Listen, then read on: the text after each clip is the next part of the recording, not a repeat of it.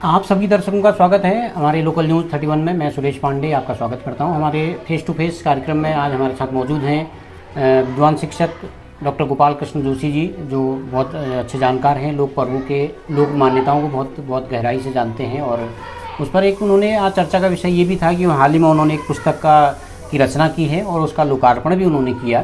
तो जनरली लोग पुस्तक का विमोचन करते हैं, तो आपने उसको लोकार्पण नाम दिया। उस पर हालांकि हम पहले एक बार चर्चा कर चुके हैं।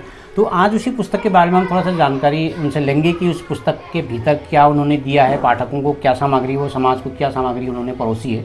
तो उस पर हम बातचीत करेंगे। हमारे साथ मौजूद हैं डॉक्टर गोपाल कृष्ण जोशी जी। सर, आपका स्वागत है हमारे चैनल। धन्यवाद पांडे जी। सर, एक पुस्तक की आपने अभी हाल ही में रचना की है और उसका लोकार्पण आपने बागनाथ मंदिर के प्रांगण में किया था। तो काफ़ी चर्चा आपकी इस पुस्तक की समाज में है, काफ़ी लोग इस पर जानकारी ले रहे हैं, बहुत उत्सुकता इस पर बनी हुई है। तो पहली सवाल तो मैं आपसे ये पूछना चाहूँगा, ये पुस्तक रचना का ख्याल कैसे आया, क्या दिमाग में चल रहा था कि इसको पुस्तक का रूप दिया जाए? जी पांडे जी, पहले तो मैं आपका बहुत बहुत स्वागत करता हूँ कि पर्वोत्सव मीमांसा जो एक ग्रंथ लेखन का मैंने प्रयास किया, इस विषय पर आप जैसे विद्वान लोग और समाज सेवी लोग विचार कर रहे हैं और समाज भी इस पर कुछ विचार कर रहा है। तो आपने प्रश्न किया कि इसका विचार कैसे आया। वास्तव में विचार के बिना तो कुछ हो ही नहीं सकता है। मैं संस्कृत का भी विद्यार्थी रहा हूँ और हिंदी का भी विद्यार्थी रहा हूँ। मैंने जब MA हिंदी से किया था तो 2000 सन में, उस समय मैं अल्मोड़ा कैंपस से व्यक्तिगत परीक्षा प्राइवेट में नहीं दी थी। तो मेरा एक विषय रहा भाषा विज्ञान एवं कुमाऊनी भाषा। तो उसमें कुमाऊनी भाषा की कई चीज़ें हमको पढ़नी होती थी कि क्या लोक पर्व क्या हैं, त्योहार व्यार क्या हैं, तमाम चीज़ें हैं। तो शास्त्रीय पर्वों का तो जिक्र सब जगह मिल ही जाता है, उसमें कोई दिक्कत नहीं, हमारे पुराणों में, वेदों में, धर्मशास्त्रों में। लेकिन लोक पर्वों को संकलन करना और उनके आख्यान को जानना बड़ा मुश्किल हो जाता है। तो जब मैं MA कर रहा था तो कई लेखकों की पुस्तकें तो मिल जाती थी, लेकिन एक समुचित सामग्री हमको उपलब्ध नहीं हो पाती थी। जैसे त्योहार व्यार के विषय में कुमाऊनी हरेला क्या है, सातों आठों क्या है, तो ये कई चीज़ें मिलती तो थी लेकिन फुटकर मिलती थी। तो अलग जगहों में मिलती थी और बड़ा टुकड़ों में उसको इकट्ठा करना बड़ा कठिन होता था। तो और मैं देखता था मेरे साथ के अन्य विद्यार्थी भी जो है वो सामग्री इकट्ठा करने के लिए बड़े परेशान हैं। तो तब खैर मैंने, जैसा अभी मैं MA पास तो हो ही गया और हिंदी की कृपा से मैं हिंदी प्रवक्ता भी हूँ। लेकिन जब मैं धीरे धीरे अपने कार्य क्षेत्र में आगे बढ़ा और मैंने कई शोधार्थियों को भी देखा, तो मैंने देखा उनको हमारे पर्व तो मिल रहे हैं लेकिन एक साथ सामग्री उपलब्ध नहीं हो पा रही है। तो मेरे मन में विचार आया कि हम चैत्र 1 गते से फाल्गुन अंतिम मासांत तक जितने भी हम लोक पर्व और शास्त्रीय पर्व मनाते हैं उनका मैं एक दस्तावेज तैयार करूं, ताकि कोई हमारा धर्म प्रेमी व्यक्ति हो, सामाजिक या जो संस्कृति प्रेमी हो, उसको पूरी सामग्री एक साथ उपलब्ध हो सके, उसको इधर उधर न भागना पड़े। तो शोधार्थियों की भावनाओं को भी ध्यान में रख करके मैंने अपना जो मेरा ग्रंथ है पर्वोत्सव मीमांसा, मैंने इसको नाम दिया है। तो इसमें पूरे पर्व उत्सव इनकी मीमांसा व्याख्या करने का मैंने प्रयास किया है कि सब लोगों को एक साथ में एक सामग्री मिल जाए। ये मेरा एक प्रयास रहा है। तो सर, जो ये पर्वोत्सव मीमांसा है, इस पुस्तक में आपने क्या क्या सामग्री पाठकों को दी है, किस किस तरह की जानकारियाँ आप अपने पाठकों को इस पर मुहैया करा रहे हैं? जी, ये तो बड़ा महत्वपूर्ण विषय है सर। ग्रंथ का मुख्य उद्देश्य यही है कि जैसे हम एक आपने चर्चा करी कि पाठकों को क्या मुहैया कराया। दिवाली के बारे में, होली के बारे में लगभग लोगों को आख्यान पता होते हैं, लेकिन जब मैं कुमाऊँ का रहने वाला हूँ, यहाँ पर मैं देखता हूँ कि मैं भी अपने बच्चों को लेकर के चैत्र 1 गते को उनके हाथ में फूल देई की थाली लेकर के, फूल देई, छम्मा देई, हम घर घरों में जाते हैं। और प्योली के फूल का बड़ा महत्व है, उसको भी हम ले जाते हैं। लेकिन मैंने देखा कि लोगों को फूलदेई का इतिहास ही पता नहीं है कि फूलदेई कहाँ से आरंभ हुई और ये प्योली के फूल को इतना महत्व क्यों दिया गया। बुरांस पे चढ़ाते हैं लोग, लेकिन प्योली का विशेष भावनात्मक महत्व है। और जैसे भिटोली हमारे वहाँ पांडे जी एक होती है, मैंने कई बार, भिटोली का महीना ही चल रहा शायद अभी। जी, अभी अब आज मासांती है चैत्र का और भिटोरी चैत्र में दी जाती है। तो कई बार मैं पत्रकार बंधुओं को भी या अखबारों के माध्यम से देखता था कि भाई बहन के प्रेम का ये पर्व है, इसलिए भिटोली दी जाती है और रक्षाबंधन की तरह इसका भी महत्व है। और कई विद्वान लोगों से भी मैंने चर्चा करी, तो मुझे बहुत अच्छा उसका निश्चय जैसा कहीं पर नहीं मिल पाया।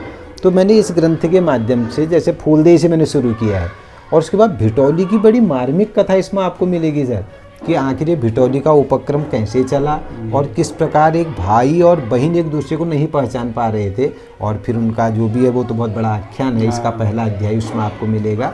तो उस भिटोली के आख्यान को, तो इस प्रकार से जो हमारे क्षेत्रीय पर्व हैं उनकी भी लोगों को जानकारी हो, और उसके बाद जो हमारे शास्त्रीय पर्व होली दीपावली उनकी भी जानकारी हो। तो मैंने इसको चैत्र से शुरू किया, एक गते से। अधिकतर लोग नववर्ष शुक्ल पक्ष से शुरू करते हैं, हमारे पंचांग भी ऐसे शुरू होते हैं, लेकिन मैंने चैत्र एक गते से जो जो पर्व आगे को मनाए जाते हैं चैत्र में, जैसे फूलदेव हो गया, भिटौली हो गया, फिर नव संवत्सर हो गया, रामनवमी, हनुमान जयंती, और उसके बाद आगे को भी बैसाख के महीने में जो भी पर्व आएंगे, क्रम से एक एक करके मैंने इसमें देने का प्रयास इनको किया है। लगभग 66 अध्याय है पांडे जी इसमें। और इसमें 365 दिन के अंदर हम जितने भी पर्व मनाएंगे, हमारे सारे पाठकों को एक साथ बहुत किताब खरीदने की ज़रूरत नहीं है। यदि एक केवल पर्वोत्सव मीमांसा उनके पास होगी तो इससे बहुत अच्छा संकलन वो स्वयं भी अपने लिए ज्ञान एकत्र कर सकते हैं, और अपने आने वाली जो हमारी पीढ़ी है सर, वो आज संस्कृति से दूर हो रही है, तो हमारी संस्कृति का हस्तांतरण भी हो। मेरा मुख्य उद्देश्य ये भी रहा पांडे जी, ताकि हम अपने बच्चों को केवल व्हाट्सएप के माध्यम से फूलदेई न बताएं, बल्कि वो फूलदेई के आख्यान को जाने भी, भिटौली के आख्यान को भी जाने भी। इस तरीके से मैं पूरे 12 माह में जितने भी हमारे पर्व होते हैं उसको इसमें मुहैया कराने का प्रयास किया है। संभवतः पाठकों के लिए बहुत उपयोगी होगी। जी सर, जो राष्ट्रीय स्तर पर हमारे जो पर्व मनाए जाते हैं, कुछ त्यौहार हमारे ऐसे हैं उत्तराखंड स्तर पर मनाए जाते हैं, लेकिन कुछ त्यौहार हमारे ऐसे हैं सिर्फ वो कुमाऊं स्तर पर मनाए जाते हैं। बिल्कुल। जैसे हमारा एक खतड़ुआ एक त्यौहार है, शायद मुझे लगता है भिटौली या ये फूलदेई भी शायद इस लेवल पर कुमाऊं में मनाया जाता है या गढ़वाल में मनाया जाता है, वो शायद आपकी इस किताब से भी पता चलेगा। तो क्या इसमें सिर्फ कुमाऊं के लोक पर्वों की जानकारी भी है, या फिर ऑल ओवर आपने उसी को लिया है उत्तराखंड या राष्ट्रीय स्तर को? जी, इसमें दोनों को लिया गया सर। मेरा ग्रंथ का यदि आप इसका प्रथम पृष्ठि देखेंगे, इसमें मैंने एक बात लिखी है कि जैसे ये जो ग्रंथ लिखा गया, इसमें मैंने लिखा पर्वोत्सव मीमांसा आलोक शास्त्रीय एवं पूर्वांचली। इसमें जो हमारे शास्त्रीय पर्व हैं ये तो पूरे आपको मिलेंगे, जो देखते होली दीपावली रामनवमी जन्माष्टमी शिवरात्रि, ये राष्ट्रीय पर्व है, पूरे राष्ट्रीय स्तर पर एक साथ मनाए जाते हैं, इनका तो जिक्र मिलेगा ही। लेकिन ये सबसे बड़ी बात आपने पूछी कि कुमाऊनी वाली जो बात आपने कही, अक्सर हम लोग कुमाऊं के रहने वाले हैं, और कुमाऊनी में भी इतना हमारा कुमाऊं क्षेत्र उत्सव प्रिय क्षेत्र रहा है कि उनके जो उत्सव हैं लोगों को उनकी जानकारी नहीं है। तो इसलिए मैंने इसमें जहाँ क्रमबद्धता के साथ तो पर्वों को दिखाया ही है, तो उनके बीच में जहाँ पर जो जो लोक पर्व हमारे कुमाऊं के आ रहे हैं उनको मैंने विस्तार से देने का प्रयास किया है। जैसे सबसे पहले फूलदेई, उसका आख्यान आपको मिलेगा। भिटौली में आपको जो भानदेव और कौशला की कथा है वो विस्तृत रूप से इसमें मिलेगी, और एक फौजी भाई की जो कथा है बहन से मिलने की, वो भी आपको इसमें विस्तार से मिलेगी।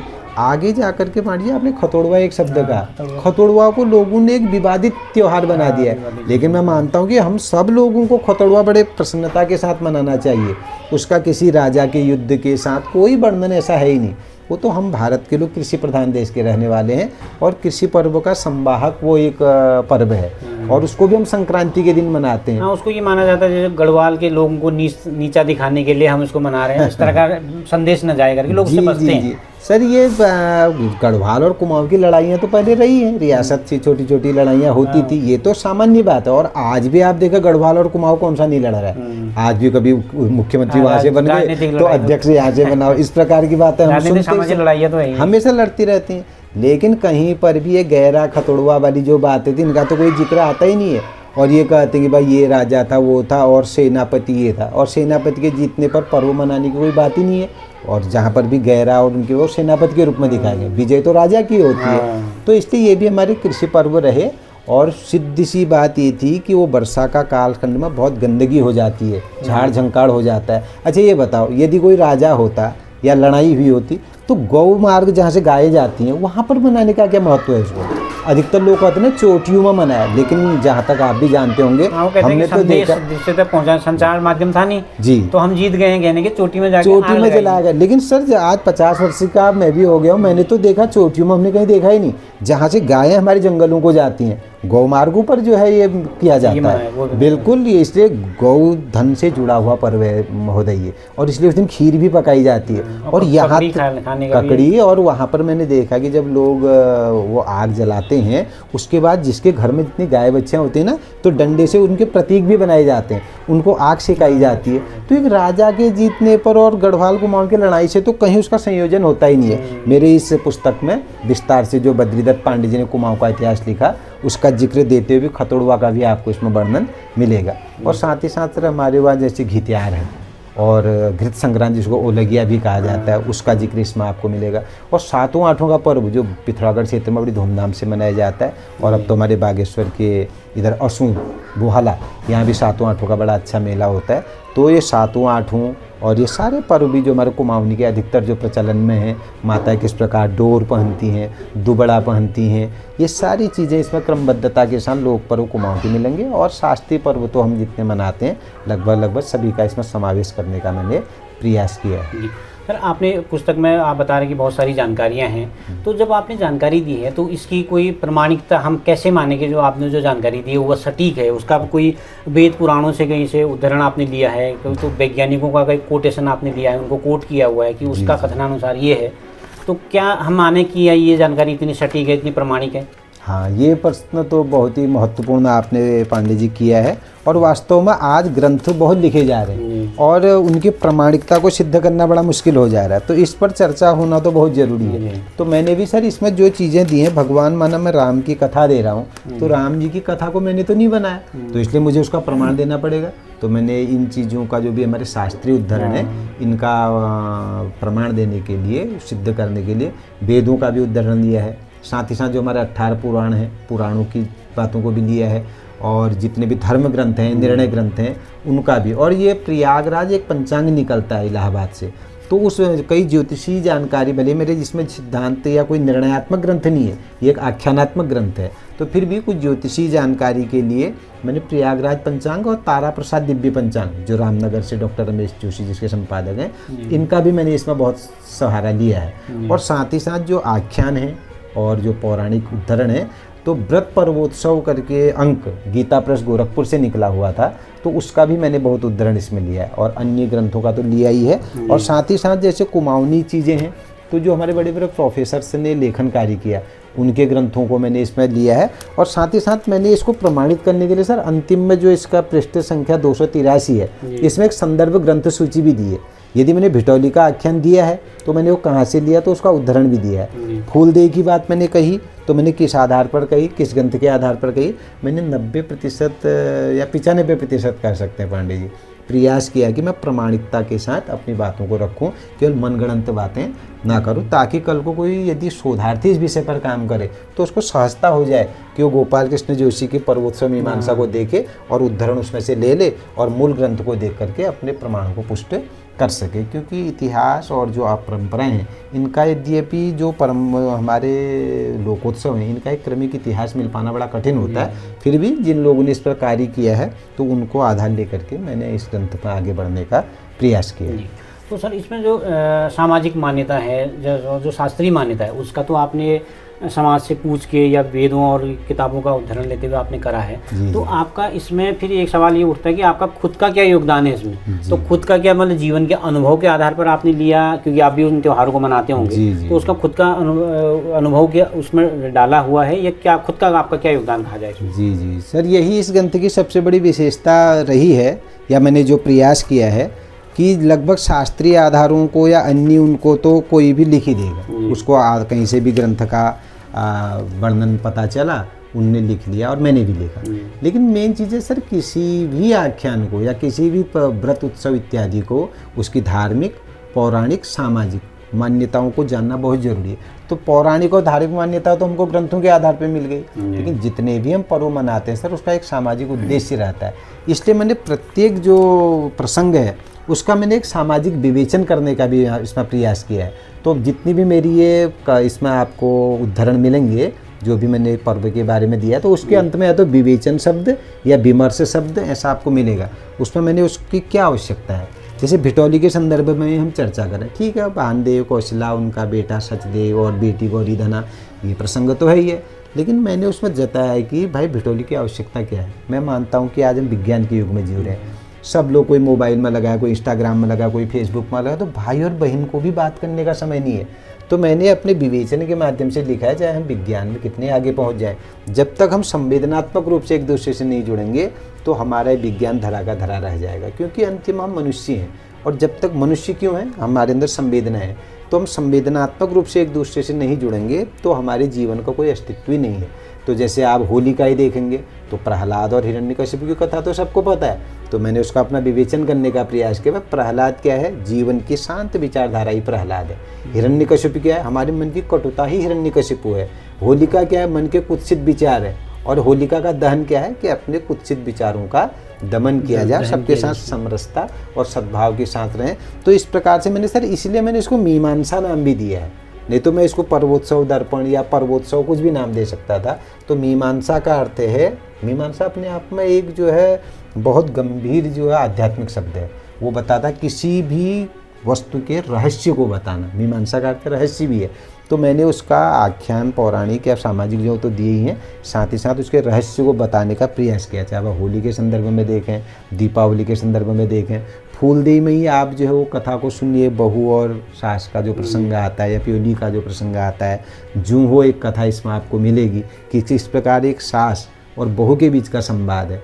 वो जूं हो, हमारे कुमाऊनी में कहते मैं जहाँ हो, तो बार बार वो अपने सास से निवेदन करती है कि मैं लजा मैं जूं हो, लेकिन सास उसको स्वीकृति देती नहीं है, इतना काम करा देती है, अंत में बहू बेचारी थक जाती है, उसकी मृत्यु हो जाती है और मायके नहीं जा पाती है। तो मैंने आखिर एक सास और बहू का व्यवहार आपस में कैसा होना चाहिए, इसको भी उस विमर्श में देने का प्रयास किया। सर मेरा पीएचडी भी इसी में रहा, जैसे दार्शनिक मीमांसा मेरा पीएचडी का विषय था भागवत में, तो इसी प्रकार मैंने इसमें प्रत्येक पर्व की मीमांसा और रहस्य को बताने का प्रयास किया है। जी जी। तो सर आपने जो इस किताब में जो लिखा है, बहुत सारी जानकारी आपने अपना मतलब जीवन का जितना भी अनुभव है, जितना अध्ययन है, वो आपने इसमें निचोड़ डाला होगा।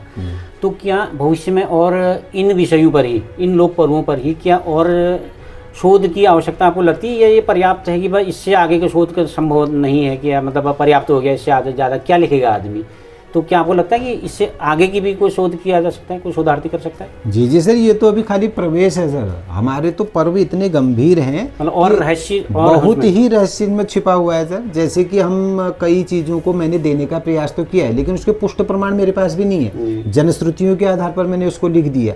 और कई चीज़ें ऐसी हैं, जैसे आपने खतोड़वा की बात कही, इस पर बहुत गंभीर चिंतन की आवश्यकता है। और फूलदेई और भिटौली पर बिल्कुल बिल्कुल, फूलदेई और भिटौली का तो लगभग मैं कह सकता हूँ इसमें पर्याप्त आपको उद्धरणों सहित मिल जाएगा और आपकी संतुष्टि भी होगी कि वास्तव में भिटौली की इतनी पावन परंपरा चली होगी। लेकिन कई त्योहार हैं सर जिस पर कि हम, जैसे घितियार पर एक कह देते हैं कि जो इस दिन घी नहीं खाता हो गनीले जीवन लह जाए। तो ये विषय वैज्ञानिक रूप से अनुसंधान के विषय हैं। यद्यपि मैंने विमर्श इसमें देने का प्रयास किया है, लेकिन बहुत संभावना है सर, क्योंकि हमारा जो देश है, हम ज्ञान के पिपासु लोग हैं और ज्ञान का कभी अंत नहीं है। विद्या का तो कोई अनंत विद्या है, तो इसलिए इस पर तो बहुत ही अभी शोध की आवश्यकता है। मैं समझता हूँ मेरा तो ये बहुत ही छोटा प्रयास है, और लेकिन फिर भी मैंने एक प्रयास किया है कि हमारी नई पीढ़ी एकदम इससे हट रही है, और इसलिए लोग मेरे इस ग्रंथों को सर कई लोग मांग भी रहे हैं और बहुत इसकी बाजार में मांग बढ़ भी रही है। और मेरे प्रेमी लोग हों या साहित्य से जुड़े हुए लोग हों, वो इसकी गंभीरता को, अरे जी हमको तो पता नहीं थी कि भिटौल के ऊपर मनाई जा। हाँ, यही मैं जानना भी चाह रहा था कि अभी पुस्तक को आपने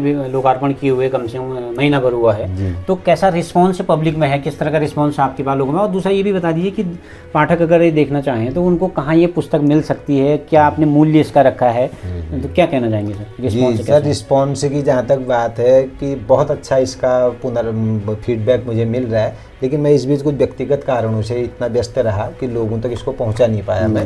लेकिन फिर भी जैसे प्रतिदिन हमारा लोकार्पण ही जिस दिन हुआ था पंडित जी, उस दिन आप भी उपस्थित थे, तो कम से कम 15,000 का साहित्य तो उसी दिन लोगों ने ले लिया था। 100 से अधिक किताबें उस दिन निकल गई थी। जहाँ तक मूल्य की बात है, इसका प्रकाशकीय मूल्य तो बहुत था। उन्होंने कहा जोशी जी केवल आपके कॉस्ट इसमें नहीं देखी जाती है, इसमें आपकी मेहनत और आपकी विषय वस्तु और आपने जो इसमें कवर दिया है, जो इसका मुख पृष्ठ है और आवरण है, इसका बड़ा महत्व होता है। तो इसमें उन्होंने 500 रुपया कम से कम इसकी कीमत रखी थी सर। लेकिन मैंने उनसे कहा देखो आज लोग सब सोशल मीडिया से ही देख ले रहे हैं, इसलिए कौन ग्रंथों को इतना खरीद रहा है। आप इसमें जो मेरी लागत लगी है उसी को थोड़ी ठीक ठाक करके कम से कम इसको मूल्य निर्धारित करिए। तो इसमें 300 रुपया मूल्य रखा हुआ है महोदय। और जहाँ तक बात है कि जैसे यहाँ पर ये पुस्तक मिलेगी, अब मैं वैसे डाक से तो अभी तक किसी को नहीं भेज पाया हूँ। हल्द्वानी में अविचल प्रकाशन से मेरी पुस्तक प्रकाशित हुई, वहाँ से भी कई पुस्तकें निकली हुई हैं। जहाँ तक हम बागेश्वर की बात करें तो गोमतीपुर में शिवा बुक स्टोर, वहाँ पर पुस्तक उपलब्ध रहेगी। साथ ही साथ आर के स्टेशनरी, कांडा रोड, और गोदावरी स्टेशनरी जो हमारे मुख्य तहसील गेट पर है, वहाँ पर भी ये पुस्तकें उपलब्ध हैं। और यदि हमारे अधिकतर लोग आजकल सब हल्द्वानी चले गए, तो हल्द्वानी में जो उत्तराखंड बुक डिपो है खानचन मार्केट में, वहाँ पर भी ये पुस्तक उपलब्ध है। और मेरा अभी प्रयास है कि मैं कई जगहों पर इन पुस्तकों को, जैसे अभी गरुड़ में कत्यूर मेला लगा हुआ है, तो वहाँ पर भी कुछ मैं बुक सेंटर से जी संपर्क करूँगा। और हमारे जो प्रकाशक हैं विचल प्रकाशन वाले, जहाँ भी उनका स्टॉल लगते हैं तो वो इस पुस्तक को लेकर के भी जा रहे हैं। तो कई मांग लोगों की आ रही है, अब लोग अमेजोन में भी इसको डालें, इस प्रकार की बात भी कर रहे हैं मेरे से, लेकिन कुछ पारिवारिक व्यस्तता और तकनीकी ज्ञान भी मुझे बहुत ज़्यादा नहीं है, इसलिए मैं अभी इसका सोशलाइजेशन। दूसरा मैं ये कह रहा हूँ ना, आजकल जो इस किताब के जरिए आपका एक प्रयास ये भी है कि जो युवा पीढ़ी है वो किताबों की तरफ नहीं होके वो दूसरी तरफ है, तो एक डिजिटल वाला फॉर्मेट भी रहता है, प्लेटफॉर्म रहता है, तो क्या ऐसी कोई योजना है इसका डिजिटल फॉर्मेट पर या डिजिटल प्लेटफॉर्म पर आप जाके नई जो पीढ़ी है उसको उपलब्ध कराएं? जी सर, अब ऐसा प्रयास तो मैं कर रहा हूँ। अब आप लोगों से या जो तकनीकी के जानकार हैं उनसे मैं इस विषय पर चर्चा भी करूँगा। और अभी मैं कुछ अपने पारिवारिक व्यस्तताओं से बाहर निकल चुका हूँ, तो संभवतः बहुत जल्दी मैं ऐसा भी प्रयास करूँगा। और मैं ये भी अपने यूट्यूब चैनल के माध्यम से प्रयास कर रहा हूँ। जैसे आज ही मैंने बिखौती पर अपना एक वीडियो उसमें डाला हुआ है, डॉक्टर गोपाल कृष्ण जोशी करके मेरा यूट्यूब चैनल है। और मैं अपने पुस्तक की समीक्षा स्वयं ही अभी तक नहीं कर पाया था। मैं चाह रहा हूँ कि मैं एक बार फेसबुक और उसमें स्वयं समीक्षा करके अपने यूट्यूब पर और फेसबुक चैनल पर और व्हाट्सएप पर लोगों तक इसको पहुँचाऊँ। और अभी मैं अपनी शिक्षा जगत में भी लोगों से मिलूँगा। और पांडे जी, अभी ये मैं अपने शिक्षा अधिकारियों से नहीं मिल पाया। संभवतः हमारे विद्यालयों में कई प्रकार की छुट्टियां होती हैं, विद्यालयों के लिए तो बहुत ही उपयोगी ग्रंथ है, क्योंकि हम विद्यालयों में माना हरेला की छुट्टी करते हैं, घी संक्रांति ओलगिया की करते हैं, या होली दीपावली बसंत पंचमी की करते हैं, तो उसका पूरा विवरण बच्चों को सुनाने के लिए और उनके जनरल नॉलेज के लिए ये बड़ा उपयोगी ये पुस्तक सिद्ध होगी। तो मैं अधिकारियों से भी निवेदन करूंगा कि वो पुस्तकों को विद्यालयों में लागू करवाने के लिए आदेश करें, ताकि जिससे मेरा भी जो व्यय हुआ है वो भी निकले और हमारी संस्कृति का प्रचार प्रसार भी हो। इस प्रकार का मेरा सर यूनिवर्सिटीज़ में भी ये लगाई जा सकती है, अगर जैसे कई हमारे जो विद्वान जो वो हैं रचनाकार हैं उनकी पुस्तकें लगती, तो क्या ऐसा विचार है क्या इसको वहाँ पर लगाया जाए? Kumaon university, Garhwal university, SSJ university. जी सर, जैसे मैं उत्तराखंड के और विशेषकर कुमाऊं क्षेत्र की यदि बात करूँ तो उत्तराखंड मुक्त विश्वविद्यालय और जो हमारा अल्मोड़ा शोभन सिंह जिन्ना विश्वविद्यालय है और कुमाऊं विश्वविद्यालय नैनीताल है, इन तीनों के लिए तो ये ग्रंथ बहुत ही उपयोगी है, क्योंकि यहाँ पर कुमाऊनी भाषा पढ़ाई जा रही है। और हम कह रहे हैं कि कुमाऊनी के लोक पर्व क्या हैं, त्यौहार क्या हैं, मान्यताएं क्या हैं।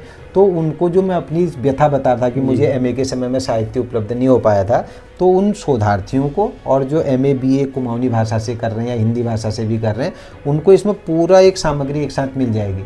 तो मैं अब कुलपति महोदय से मिलने का प्रयास करूँगा। और वैसे बहुत अधिक मेरा ऐसा राजनीतिक पकड़ भी नहीं है और इतना उठना बैठना भी नहीं हो पाया, लेकिन मैं अपने स्तर से जाऊंगा।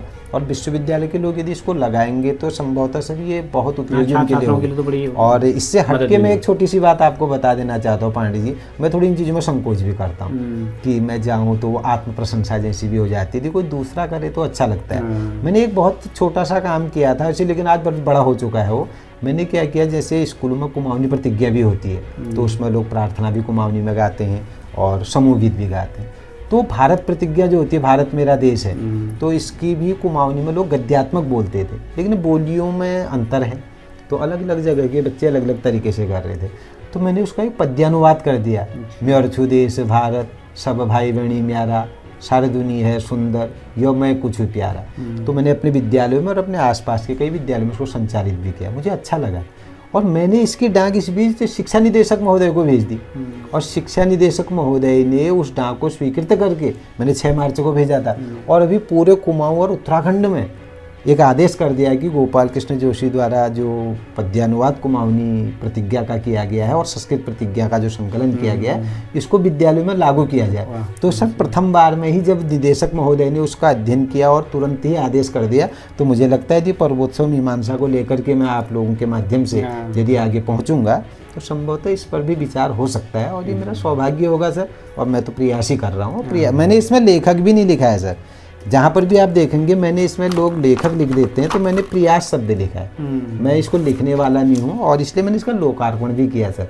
बस जनता से ही सीखा और जनता को ही समर्पित कर दिया। यही मेरी भावना है। चलिए, यही होता था जब आदमी दिल से और बहुत शिद्दत से जब कुछ चीज़ों को करता है तो कहते हैं ना, सभी लोग मिलजुल के फिर उसको सपोर्ट करना शुरू कर देते हैं। तो उम्मीद है कि आपकी ये पुस्तक लोगों के भी काम आए, लोगों को जानकारी भी दी और शोधार्थ जो छात्र छात्राएं हैं उनको भी काम आए। व्यस्त समय से आपने बातचीत के लिए वक्त निकाला, बहुत बहुत धन्यवाद। बहुत बहुत धन्यवाद पांडे जी, नमस्कार। तो आप थे हमारे साथ डॉक्टर गोपाल कृष्ण जोशी जी, विद्वान शिक्षक और लोक संस्कृति और लोक आख्यानों के जानकार, बहुत ही इस पर जानकारी रखते हैं। उनकी एक पर्वोत्सव मीमांसा करके जो पुस्तक है उस पर हम बातचीत कर रहे थे और बता रहे हैं कि बहुत अच्छी रिस्पांस लोगों का है, बहुत अच्छे वहाँ से लोगों की जानकारियाँ आ रही कि भैया मुझे पुस्तक कहाँ मिल पाएगी। तो उनका प्रयास ये भी है कि स्कूलों में लगें और हमारे कुमाऊँ गढ़वाल यूनिवर्सिटीज़ में लगे, SSG कैंपस में, अल्मोड़ा विश्वविद्यालय में लगे। तो ये बहुत अच्छी जानकारी है आपको। अगर तो पांडे जी, आपने समय मुझे दिया, इसके लिए मैं आपको धन्यवाद भी देता हूँ। और मैं एक निवेदन और करना चाहूँगा आपसे, पर्वोत्सव मीमांसा की एक प्रति आप जरूर रखिएगा अपने पास, क्योंकि इससे क्या होगा ना, आप लोग तो समाज में जाते हैं, हमारा तो आज एक सामान्य समीक्षा रही, लेकिन आप लोग बार बार इन पर जाते, तो आप भी कहीं पर जाते तो इसका अध्ययन करके जाएंगे ना, तो एक अच्छे प्रश्न भी आप कर सकते हैं। तो आप इसको जरूर अध्ययन। बहुत बहुत धन्यवाद। आपने मुझे पुस्तक भी भेंट की है, इसके लिए बहुत बहुत धन्यवाद आपका। मुझे भी उम्मीद है कि आप सब लोग इसको देखेंगे तो निश्चित तौर पर आप इससे प्रभावित होंगे और इसको पढ़ने के लिए आप ज़रूर इसकी कोशिश करेंगे। इसके लिए बहुत बहुत धन्यवाद। Thank you sir. धन्यवाद। तो इसी तरह की खबरें देखने के लिए आप देखते रहिए लोकल न्यूज़ 31।